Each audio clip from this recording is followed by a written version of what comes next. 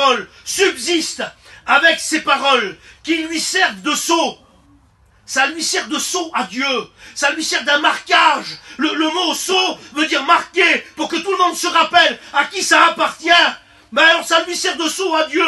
Le Seigneur connaît ce qui lui appartient. Amen. Quelle beauté. Je ne vis pas au hasard. Je n'ai pas été créé par deux personnes qui sont jointes ensemble. Vous comprenez bien le mot. Je ne voudrais pas être indiscret dans ce que je veux dire, ni mal poli. Mais nous avons été créés par la volonté de Dieu. Une création nouvelle, une vie nouvelle, la nouvelle naissance, elle nous est donnée. Et cette nouvelle naissance-là est le sceau qui rappelle à Dieu que nous lui appartenons, car il nous connaît. Quelle beauté, quelle grandeur. Nous avons été scellés par lui, il nous connaît. Alors il a dit ça, la parole de Dieu dit ça. Colossiens 2, verset 10. Ayant revêtu l'homme nouveau, qui se renouvelle dans la connaissance. Je dois me renouveler dans la connaissance de la parole de Dieu.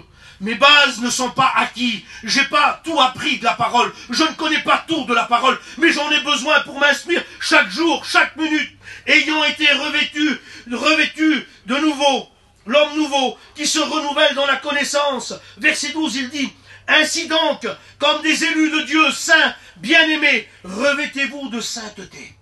Seigneur Tout-Puissant. Parce que je connais ça. Parce que Dieu me connaît, et parce que je suis marqué par un sceau. Alors il dit, revêtez-vous de sainteté, de compassion. Seigneur. Je dois me revêtre de compassion, de bonté, d'humilité. Je dois être bon, je dois être humilié, je dois pas m'élever. Je dois m'abaisser, je dois m'humilier. De douceur. Amen. De patience. Amen. Mais il dit par-dessus toutes ces choses, revêtez-vous de l'amour qui est le lien de la perfection. Quelle beauté. Tout le plan de Dieu s'acquit dans la personne de Jésus. Et dans la personne de Jésus, on obtient tous ces fruits de l'esprit. La patience, la bonté, la bienveillance, l'amour. L'amour est le premier des fruits. Après, il a un goût, ce fruit-là. C'est la patience. Quand on a l'amour, on a la patience.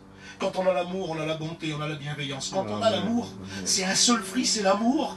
Et quand on le possède, eh bien, tout découle de lui.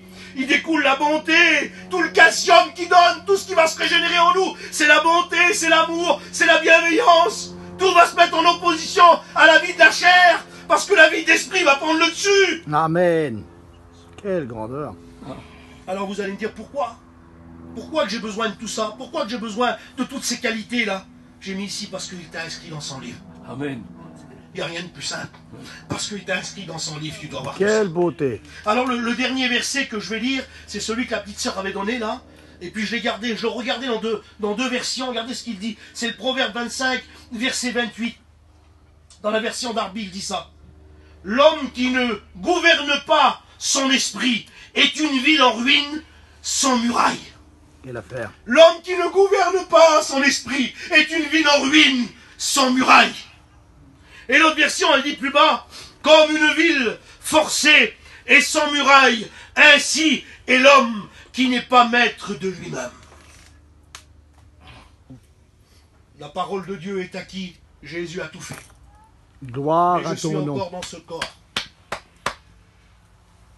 Je dois gouverner mon esprit. Je dois gouverner mon corps. Votre ennemi, ah c'est le diable, ça fait longtemps qu'il a fait pécher l'homme, le diable. C'était dès le départ ça.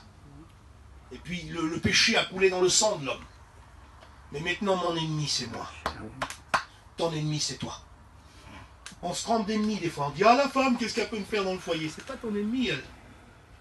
Tes enfants non plus, c'est pas tes ennemis. Ne vous trompez pas d'ennemis. Votre ennemi c'est votre chair. Quelle vérité. Parce que si vous vivez la vie de Dieu et que vous combattez contre vous-même, quand ces pensées mauvaises vont venir sur vous, vous allez combattre contre vous-même. Puis vous serez un gagnant. Amen. Vous serez un gagnant, vous serez une gagnante si vous luttez contre vous-même. Mais si vous laissez votre esprit faire comme elle veut, votre corps faire comme il veut, vous serez semblable à une ville qui n'a pas de muraille. Quelle affaire. Vous serez chancelant. Vous n'aurez pas cette faculté d'être planté près de Jésus et de grandir avec lui. Luttez contre vous-même. et vous acquérerez le ciel. Amen. Luttez contre vous-même en priorité et vous serez un sauvé, vous serez une sauvée. Que c'est bon, ta Et le parole. ciel vous attendra. Alléluia. J'ai émis ces petits mots-là. Toutes ces vérités de la Bible nous appartiennent si nous veillons sur notre âme et si nous gouvernons notre corps. On reste sur ces mots, on prie le Seigneur. Amen. Merci à Dieu. Seigneur de gloire, Merci Jésus. toi tu connais, tu sais.